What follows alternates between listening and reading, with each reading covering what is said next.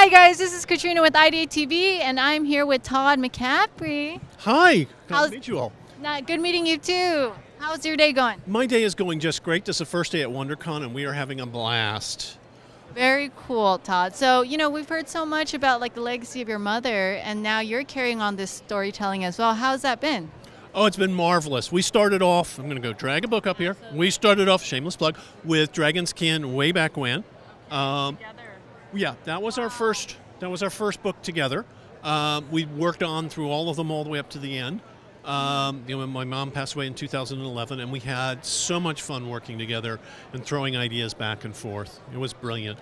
Now, my sister's the only other person allowed to write on Pern, and her Dragon's Code came out last year in hardback, so it's a lot of fun. So there'll be more Pern books for those people who are dying to read them right now. Wow, that's really cool. It's really moving to see that you guys can work on a project together and kind of have this kind of, like a lifelong memory. Yes, it has been. It was awesome. Yeah. Sorry. It's been an interesting time. Actually, let's go pick up another book. Please, yeah, So, a long time ago in 1998, I was asked to write a scrapbook of Mom's life. What does that mean? Like scrapbook? You would think like pictures, scrapbooking. Pictures, and it is. Let's see if we can get the pictures in the. Okay. You can get a couple of No, of course, never when you want them. There you go. Pictures. Actually, that's Mom on her horse, Mr. Ed. So, we wrote the scrapbook back in 1998 or so. It was published because otherwise, Mom was going to spend time writing her own biography. Was what the editor said to me. And the idea, when we were doing that, I got to interview and learned a lot more about her that I didn't know about. Like she'd been previously engaged to somebody else, Yeah. Secrets, family secrets coming out. All the family secrets coming out. And we started talking about collaborating together. Now, at the time, we weren't thinking of Dragon's Kin. That came out, there's a different story behind that. What we were thinking of is I wanted to write about what would happen if you had one dragon give up its life to save another dragon, and then the bond between that dying dragon and its rider snapped to the living dragon. So you had two riders and one dragon. And Mom wanted to write a story, because this is after All the Warriors of Pern, wanted to write a story about what would happen if an asteroid hit Pern and created a tidal wave. So I get a call. I'm living in LA at the time. I get a call in the middle of the night from Mom, 3 a.m. I can't kill the dragon! What? I can't kill the dragon! I said, well, if you can't kill the dragon, dear, you don't have to. And that's the first I learned that she was writing the book we were going to collaborate on together all by ourselves, which became Skies of Pern. So later on, we collaborated, really all, did the work together. But it's been fun. It was a lot of fun. And kind of, what is this story about, like the collaboration? The collaboration or the story? They're two different things. Yeah, the story, yeah. This is. Mom started writing Dragonflight way back when because she felt that dragons had bad press. Okay. Now on Pern, there are these ugly things that are nocturnal called watchwares, which are supposedly, genetically misengineered dragons. Okay. I decided that the watchwares had a bad press, and so we actually went ahead and revived the watchwares' reputation. I had a lot of fun with that. So this is the story about the watchwares and how they're used for mining and other things. And so it was a great introduction to a character that I already had over here in Dragon's Blood as an adult, but I didn't know anything about his childhood. So we had a lot of fun working on all of that. It was cool. And, go. Oh, I was going to say, it seems very moving and powerful to be able to have this and carry on this legacy with your mom and onward. So how do you kind of place that in your storytelling, with future books, or how has that been, since? Well, I've always wanted to tell my own stories. I actually started off telling stories on my own. I was reading science fiction before I knew my mom was writing it. And I have written since then. Actually, I outlined another shameless plug.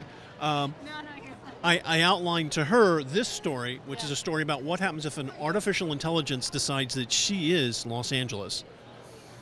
What is it? Yeah. Yeah. And when I outlined it to her, she said, if you don't write it, I will. and it was one of the last things she actually read in manuscript form. And she told me at the time, she said, I think you got a blockbuster here. And I said, can I quote you on that? She said, but I'm your mother. And I went, well, okay, so I won't quote you on it, but I just did. I did. She's not on the back in the blurbs, but yeah. So this is a really good story that I've been having had a lot of fun with. It's years old now. Is that your most closest one to heart? Oh no, There's too many, right? Well, really, everybody asks you what's your favorite book, and the answer is always the next one. As a writer, you grow and you expand, and so we're always doing that. I had Mom's lawyer, who is now actually the trustee for the Literary Trust, complain as a lawyer, well, how come there aren't any science fiction books about a lawyer? So I wrote, and it's over here. I will reach and grab it. Excuse me. Sorry. I wrote The Jupiter Game, which has to do with aliens and lawyers and things like that. So it was a lot of fun. Yeah, so you're always doing stuff in science fiction and fantasy, and you're working around the place. We had a lot of fun. Seems like it. I mean, it seems like you invest so much time and energy and commitment and yourself into it. That's why it's like, wow, it's really interesting that you have one for basically everything that you wanted, or it seems like a lot of things that you want. We keep trying. You'll always, when you're done with one book, you'll ask, what about this and what about that? That's the beauty of creativity, right? Yes, it is. It's very much the beauty of creativity. So I have a lot of stories. My characters tend to be very real to me. And I take damage from them when they're beating me up saying, how come you're not writing about me right now? So we've been working on that. We're going into counseling together, I think. That's very therapeutic. Yes, I'm a big believer in mental health. Yes, it is. Talk with your characters.